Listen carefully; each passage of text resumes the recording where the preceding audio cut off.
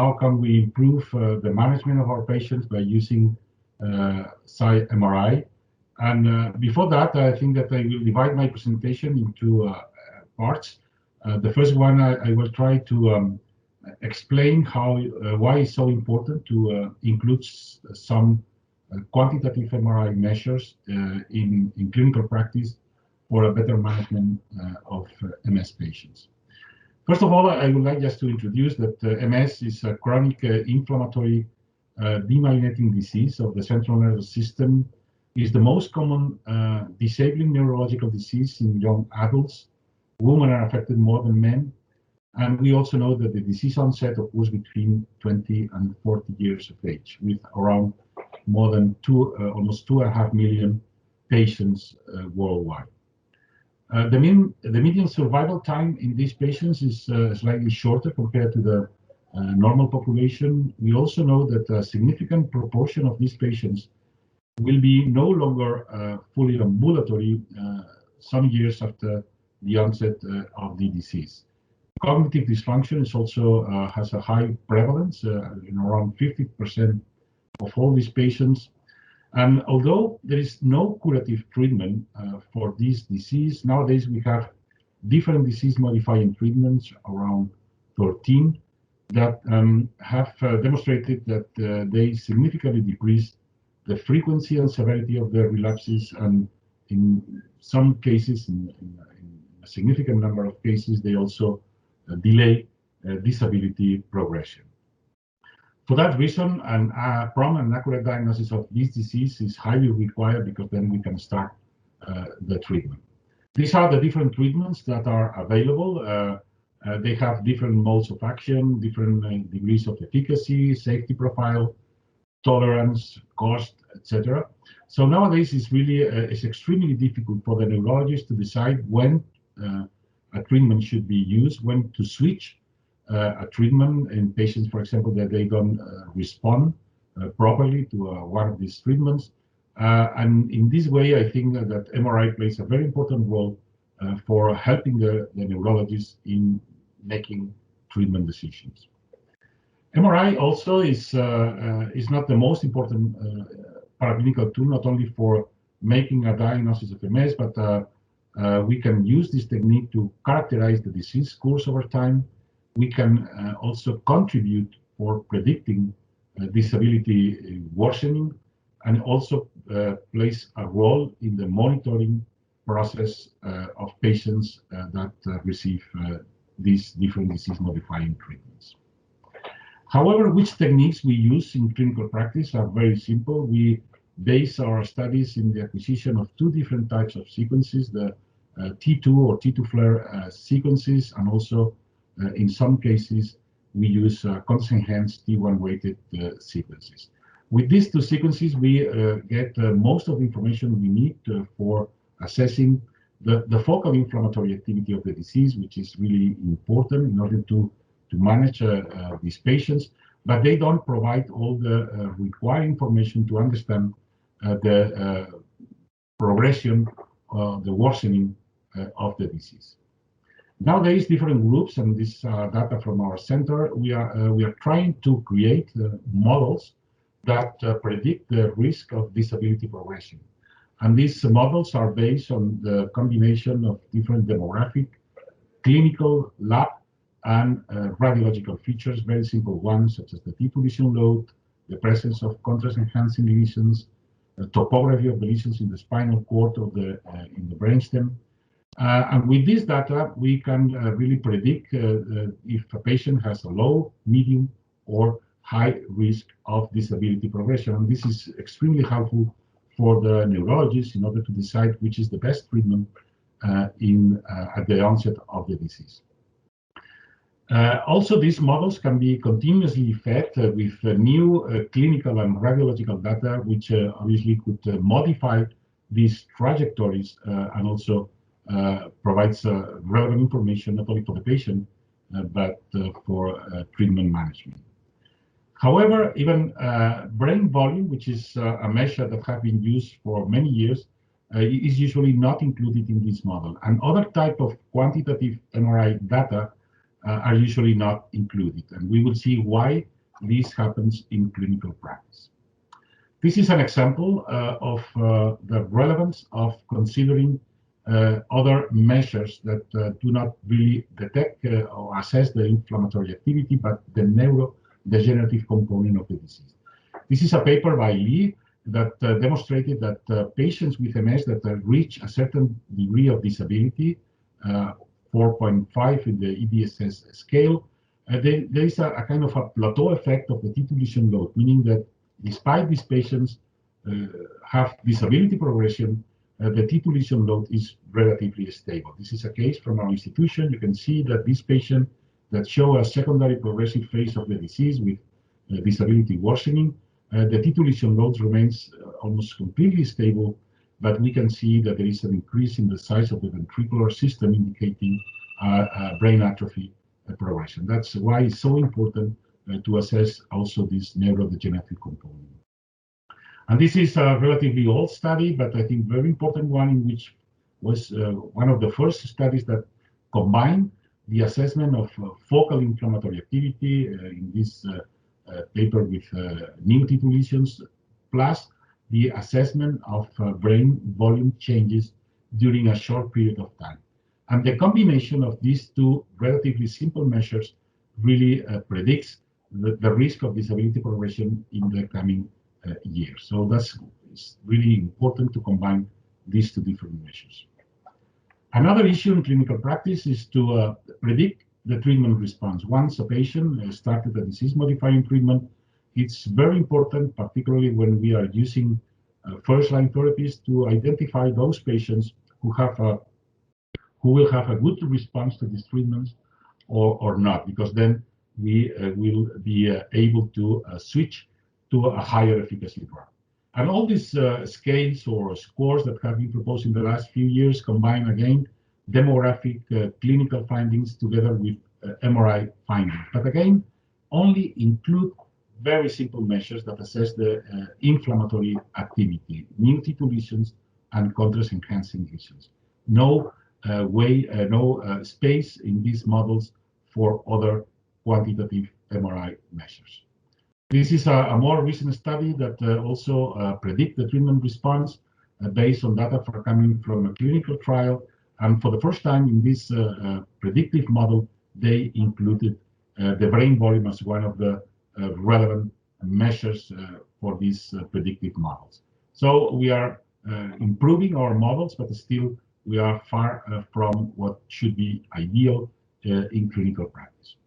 So just keep in mind that MS is a disease with two overlapping pathogenic components. We have an inflammatory component that predominates at the early phases of the disease, and then a neurodegenerative component that also exists at the early phases of the disease and is strongly linked to the inflammatory component in this phase.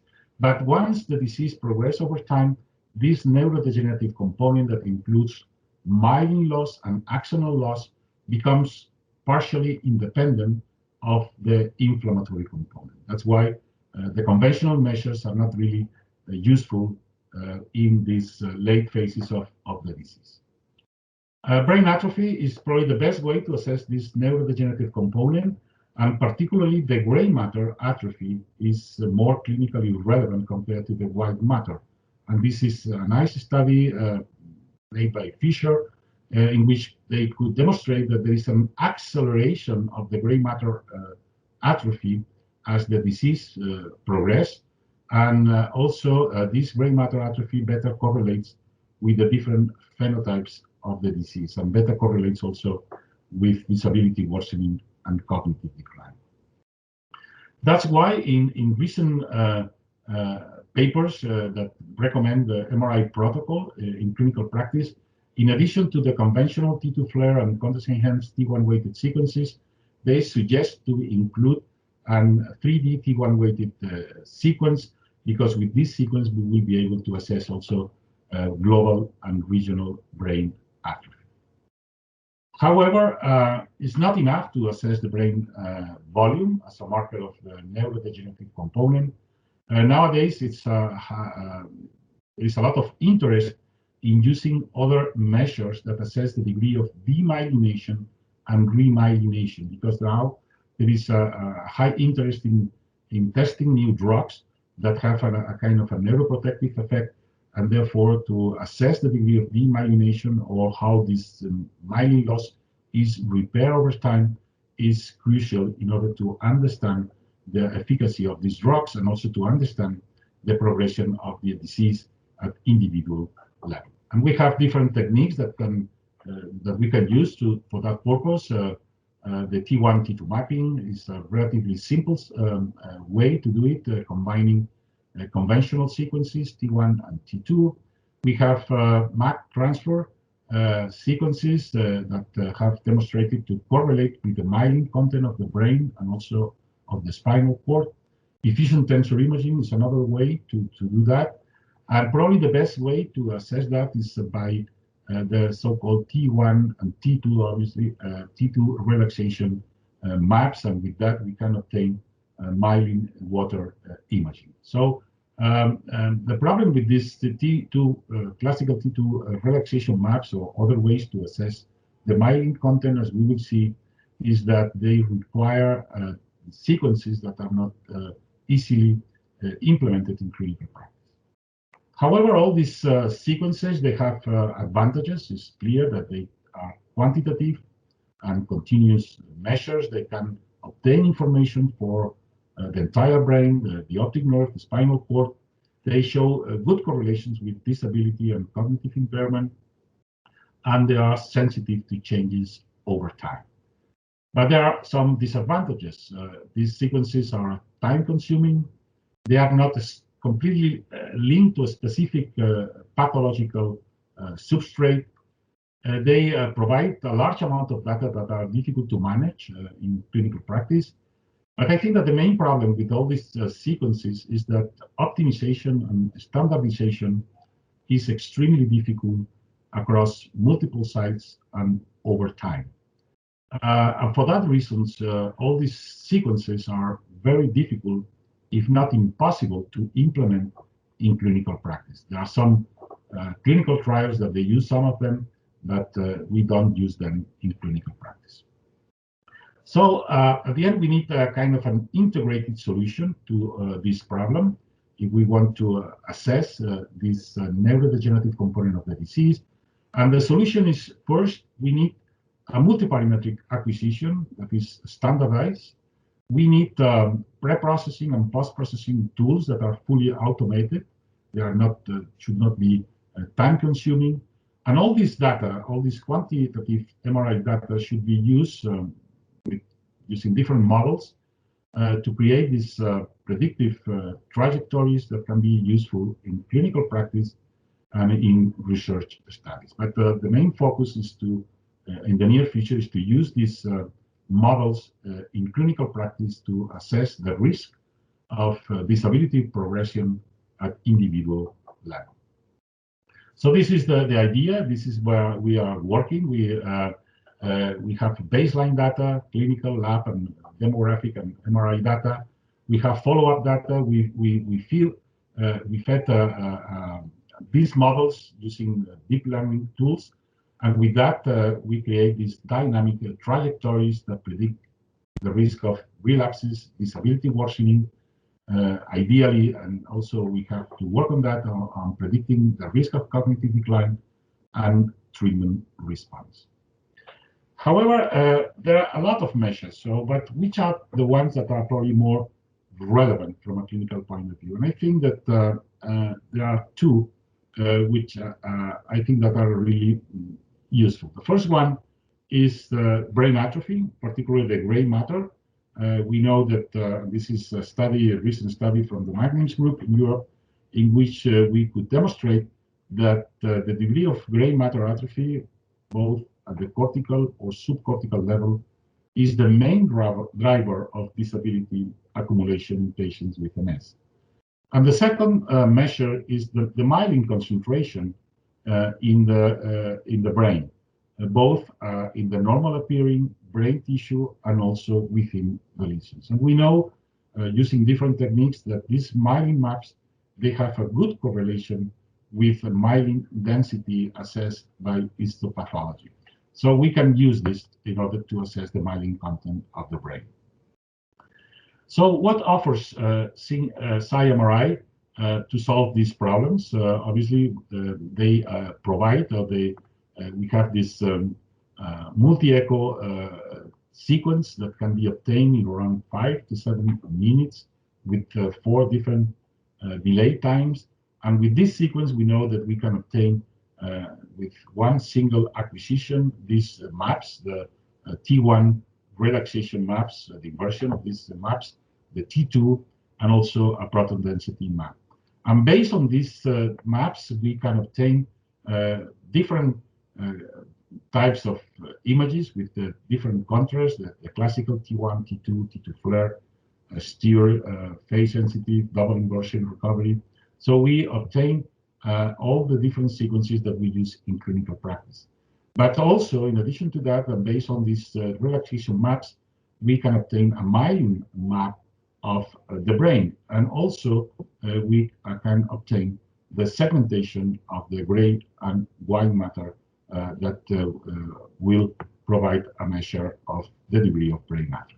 So with one single sequence that can be obtained with a short acquisition time, we can obtain very important quantitative data in order to predict the trajectory of the disease. One of the main advantages of this sequence is that it's reproducible across sites, across vendors, and across field strengths. And this because this is one of the main problems with all these advanced techniques that are very difficult to reproduce at different sites. And this is a nice paper by Hagiwara in which they could demonstrate that the data that we can obtain is completely independent or almost completely independent of the vendor and field strength. We can obtain very similar data using different vendors and field strengths.